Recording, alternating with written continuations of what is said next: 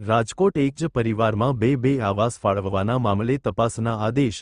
આવાસ વિભાગના ચેરમેન દિલીપ લોનાગરિયાએ અધિકારીઓને રૂબરૂ બોલાવી ખુલાસો માંગ્યો. એક પરિવારને 2 આવાસ હશે તો એક રદ થશે. આવાસ ભાડે આપનારને પહેલીવાર 50,000 દંડ, બીજીવાર આવાસ જ રદ. અહેવાલ સંજય પોપટ. મારા ધ્યાન ઉપર આવ્યું છે કે એક જ પરિવારને 2 ફ્લેટ આ લોકો ફાળવ્યા છે. એક 2023માં ફાળવ્યો છે હાર્દિક અશોકભાઈ જોશી, અને એક 2025માં ફાળવ્યો છે.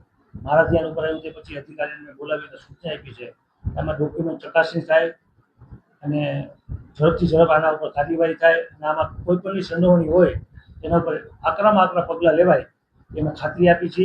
અને આમાંથી એક આવાસ એનું રદ થાય એની કાર્યવાહી અમે ચાલુ કરી. અમારો વિચાર એવો છે કે અમદાવાદ કોર્પોરેશને જે નીતિ જાહેર કરી છે, અમદાવાદ કોર્પોરેશને હમણાં એની નવી નીતિ આવાસમાં જાહેર કરી કે પહેલી વખત જો ભાડુઆત પકડાય તો એને નોટિસ આપીને 50,000 રૂપિયા દંડ, બીજી વાર ભાડું પકડાય તો એને લાખ રૂપિયા દંડ, અને ત્રીજી વારમાં એનું આવાસ રદ થાય.